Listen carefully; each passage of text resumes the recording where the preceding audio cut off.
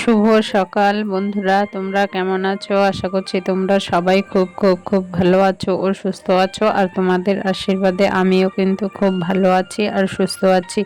আর উত্তর চব্বিশ পরগনার ছোট্ট একটা গ্রাম থেকে আমি প্রীতি আবারও কিন্তু চলে আসলাম নতুন একটা ভিডিও নিয়ে।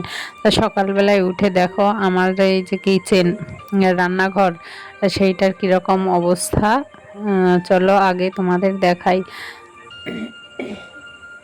দেখো যে সকালবেলায় আমার কিচেনটার কি অবস্থা। এইরকম সাধারণত রেখে ঘুমোই না, যতটা পারি সম্ভব রান্নাঘরের কাজ যতটুকু গুছিয়ে করে রেখে রাত্রে গিয়ে শোয়ার ততটুকু কিন্তু করেই শোয়ার চেষ্টা করি। কিন্তু কালকে করিনি। আজকে যে তোমাদের সঙ্গে শেয়ার করব যে প্রত্যেক দিন সকালবেলার আমি আমার রান্নাঘরের কাজকর্ম কিভাবে পরিষ্কার পরিচ্ছন্ন করে গুছিয়ে করে নেই সেইটাই। তা চলো আজকের ভিডিওটা কিন্তু শুরু করে দিয়েছি। আর এই যে তোমরা আগে দেখতেই পেয়েছিলে যে বাসনগুলো সিঙ্ক ভর্তি, আশেপাশেও কিন্তু প্রচুর বাসন ছিল। দেখো সমস্ত বাসন কিন্তু মেজে নিয়েছি, মেজে নিয়ে এখন উপর করে দিচ্ছি। আর এই যে কাপটা আর চা সেকনিটা, এইটা হচ্ছে ঝুড়িটার মধ্যে ছিল, সেইটা কিন্তু আলাদা করে রাখলাম। আসলে এখন তো আবার চা করতে হবে তাই না, সেই জন্যে আলাদা করে রাখলাম। তাহলে ওইগুলো আর ওই ঝুড়িটার মধ্যে যে বাসনগুলো মেজে উপর করে রাখলাম সেগুলো যেহেতু এখন করেছি ওগুলোর জল ঝরবে, তারপরে তো তুলে নিয়ে রাখবো। সেই জন্য চা আর ছাঁকনি আর কাপটা আলাদা করে রাখলাম। রেখে দেখো চলে আসলাম কিন্তু গ্যাসটা মুছতে। তো চলো গ্যাসটা মুছে নেই। আর আজকে কিন্তু সকালবেলায় আগে ভেবেছিলাম যে আমার রান্নাঘরের অবস্থা কীরকম সেইটা তো তোমাদের দেখালাম।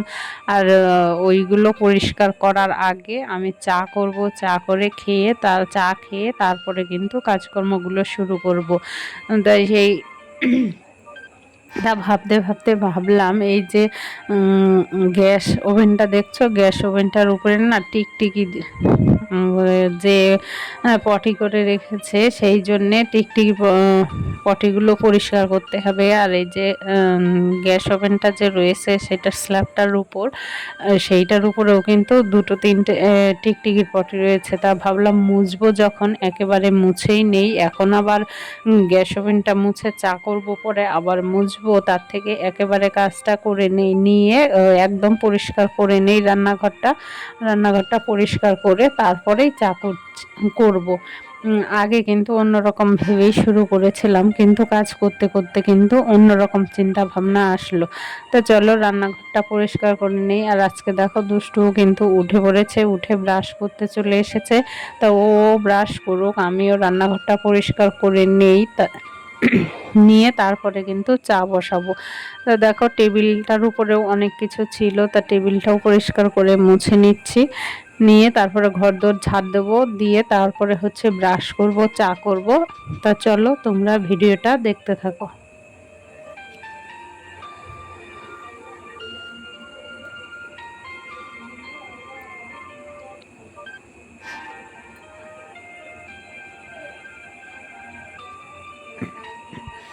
দেখো গ্যাস মুছে এবার কিন্তু চলে আসলাম ঘর ঝাড় দিতে, রান্নাঘরটা ঝাড় দেব।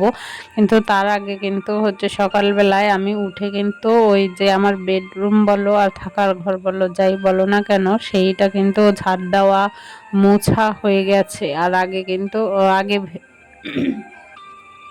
কিন্তু সেইটা ভাবতে পারিনি যে আগে ওই ঘরের ওই কাজগুলো হবে। বিছানা কিন্তু ওই ঘরের এখনো তুলিনি, সেটা তুলবো। তার আগে এত সকাল সকাল ঝাড় দেওয়া মোছা হয়ে গেল কেন বলো তো? সকালবেলা যেহেতু সোনাই পড়তে গেছে, পড়তে যাওয়ার মানে ঘরটা ঝাড় দিয়েছে, তারপরে পড়তে যাবে। ও সেই মুড়ি খাচ্ছিল, মুড়ি খেতে খেতে যেই পট নিয়ে জল খেতে গেছে সেই পটের না মুখটা খুলে এক পট জল ঘরে জলের মধ্যে পড়ে গেছে, মানে সেই মপটা দিয়ে সেই জল মুছে নেওয়ার চেষ্টা করলেও পুরোটা না সেই যাচ্ছিল না। তা ভাবলাম একেবারে জলটা ফেলে ঘরটা একদম মুছে নেই, তাহলে একটা কাজ সকাল সকাল হয়ে যাবে। আর এই কাজগুলো করতে কিন্তু ভালোই টাইম লাগে, তাই না? আর অন্যান্য কাজকর্ম যেহেতু থাকে, তাই এখন একবার জলটা মুছে নেব, পরে আরেকবার ঘর মুছবো, সেই সব না করে কিন্তু আগে ঘরটা মুছে নিয়েছিলাম। আর এইদিকে কিন্তু দেখো দুষ্টু মুখ ধুয়ে ফ্রেশ হয়ে এসে জামা কিন্তু পরেনি, ওর আসলে একটু গরম বেশি, সেই জন্যে জামা পরেনি, ওইভাবেই এসে দেখো পড়তে বসে গেছে। তা আমি ভাবলাম যে তাহলে তুই পর। আর এই যে দেখো আমার কিন্তু রান্নাঘরটা একদম সকালবেলায় পরিষ্কার পরিচ্ছন্ন করা হয়ে গেছে। তা তোমরা কিন্তু অবশ্যই কমেন্ট করে বলো যে কেমন হয়েছে। আর যদি ভিডিওটা ভালো লাগে তাহলে কিন্তু অবশ্যই একটা লাইক করো, তোমাদের একটা লাইক আমাকে পরবর্তী ভিডিও বানাতে উৎসাহিত করে। আর হ্যাঁ, আর একটা কথা বন্ধুরা, যদি তোমরা চাও যে আমার চ্যানেল আমার পরিবারের একজন সদস্য হতে, তাহলে কিন্তু অবশ্যই আমার চ্যানেলটাকে সাবস্ক্রাইব করে আমার পাশে থেকে যেও, আর আমার পরিবারের একজন সদস্য মিষ্টি সদস্য হয়ে থেকে যেও। তা দেখো আমি কিন্তু কাজকর্ম করে এবার কিন্তু মুখটা ধুয়ে নিচ্ছি। মুখটা ধুতে গিয়ে না মুখটা একটু যে আমার যেহেতু অয়েলি স্কিন, মুখটা একটু আঠা আঠা মতো মনে হচ্ছে, মানে একটু তেল তেল মতো মনে হচ্ছে। তা ভাবলাম যে মুখটা একটু সাবান দিয়েই ধুই, ফেস ওয়াশটা শেষ হয়ে গেছে, সেই জন্য ফেস ওয়াশটা নিয়ে আসা হয়নি। তা সেই জন্য সাবান দিয়েই কিন্তু মুখটা একটু ধুয়ে নিলাম, তাহলে কি একটু তেল চিটে ভাব, মানে তেল তেল ভাব যেটা মুখের মধ্যে থাকে, সেই জন্যে সাবানটা ধুয়ে নেওয়ার পরে একটু ফ্রেশ ফ্রেশ মনে হয়।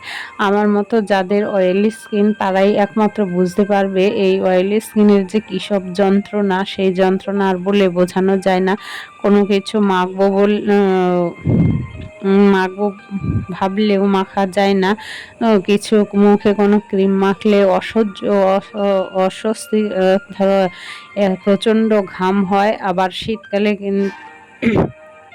প্রচণ্ড গরমকালে অয়েলি স্কিন যাদের, তারা কিন্তু জানে যে কোনো কিছু ব্যবহার করলে প্রচণ্ড ঘাম হয়, এতটাই ঘাম হবে যে ওই ঘামের সাথে কিন্তু যে মুখে যে ক্রিমটা মাখবো সেইটা কিন্তু চলেই যায়। সেই জন্য পয়সা খরচ করে আর সেইটা আর আমি করার চেষ্টা করি না, বিশেষ করে গরমের সময় কিছু আর ইউজ করার চেষ্টা করি না। এইসব করলে কি হয়, সেই ক্রিম তো ধরো মুখে থাকেই না, সব ঘামের সাথেই বেরিয়ে যায়। আর এই অস্বস্তিকর একটা ব্যাপার হয়, সেইটা না সহ্য করা যায় না। দেখা যাচ্ছে ক্রিম মাখার পরে সেই এতটাই ঘাম হবে যে পরে আমাকে আবার ফেস ওয়াশ দিয়ে মুখটা আমাকে ধুয়ে আসতে হবে। ফেস ওয়াশ দিয়ে যদি মুখটা ধুই না, তখন একটা ফ্রেশ ফ্রেশ লাগে, তখন আর আমার ক্রিম মাখলে কিন্তু একটা অস্বস্তি হয়, যেহেতু ঘাম হয় অয়েলি স্কিন, সেই জন্যে। তো সেই জন্যে আমি গরমের সময় কিন্তু কোনো ক্রিম ব্যবহার করি না। শীতকালে বুঝতেই পারছো শীতের যে একটা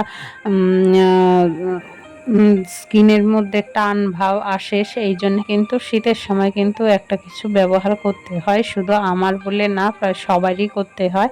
তো সেই রকমই আমিও শীতের সময় করি। আর এই যে দেখো বিছানাটা তুলে নিয়েছি, আর এখন কিন্তু বাজে 12:30 মতন, আর এখন দেখো প্রচণ্ড বৃষ্টি নেমেছে। আর সোনাই কিন্তু একটু আগেই গেছে পড়তে, জানি না সে পৌঁছতে পারলো কি না, এত পরিমাণে বৃষ্টি নেমেছে, যেতে গেলেও হয়তো ভিজে যাবে। কোথাও যদি দাঁড়িয়ে যায় তাহলে একটু লেট হলেও ভিজে তো যাবে না, আর ভিজলে যদি শরীর খারাপ হয়, সামনে পরীক্ষা, তে কি করছে কি জানে, নাকি পৌঁছে গেছে সেটাও তো আর জানতে পারছি না, বাড়ি আসলেই কিন্তু বুঝতে পারবো। আর দেখো প্রচণ্ড বৃষ্টি হচ্ছে।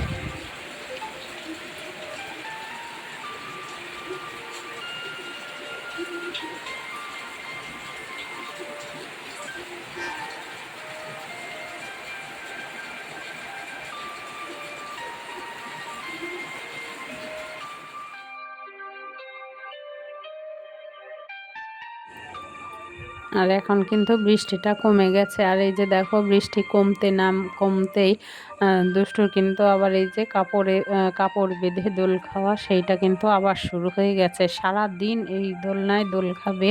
আসলে ছোটবেলায় দোল ও খায়নি, কিন্তু এখন মনে হচ্ছে বড় হয়েছে, তো সেই জন্যে এখন ওর ইচ্ছে হয় যে দোল খাবে। সেই জন্য দেখো এই কাপড়টার মধ্যে সারাক্ষণ কিন্তু দোল খায়। তা চলো কিছু কিছু ইচ্ছে এইভাবেই ঘরের টুকিটাকি জিনিসপত্র দিয়ে মেটানোর চেষ্টা করি। গুড ইভিনিং বন্ধুরা। দেখো আমি বিকেলবেলার কাজকর্ম করে সন্ধে দিয়ে কিন্তু চলে আসলাম চা করতে। চা করার আগে কিন্তু আমি দুধ জাল দিয়ে নিয়েছি, জাল দিয়ে দুষ্টুর জন্য নামিয়ে নিয়েছি। এই যে দেখো কাপে 1 কাপ নিয়েছি, ও এর থেকে বেশি খেতে পারে না। এইটুকু তাও অনেক জোর করে খাওয়াতে হয়, নাক চেপেই খায় বলতে পারো। ওর নাকি দুধে গন্ধ লাগে, জানি না কেন। তা দেখো চা কিন্তু করা হয়ে গেছে, আর তার সঙ্গে নিচ্ছি ওই টোস্ট। আর সোনাই একটু আগে ভাত খেয়েছে, একটু আগে বলতে ধরো 5:30 6টার দিকে ভাত খেয়েছে ও, আর এখন কিছু খাবে না বললো। তো সেই জন্যই দেখো দুষ্টুর জন্য দুধ বিস্কুট নিয়ে যাচ্ছি, আর আমার জন্য কিন্তু চা। তা চলো আজকের ভিডিওটা কিন্তু এইখানেই শেষ করছি। ফিরে আসবো নতুন একটা সকালে নতুন একটা ভিডিও নিয়ে। ততক্ষণ কিন্তু তোমরা সবাই খুব খুব ভালো থেকো, সুস্থ থেকো। Tata bye.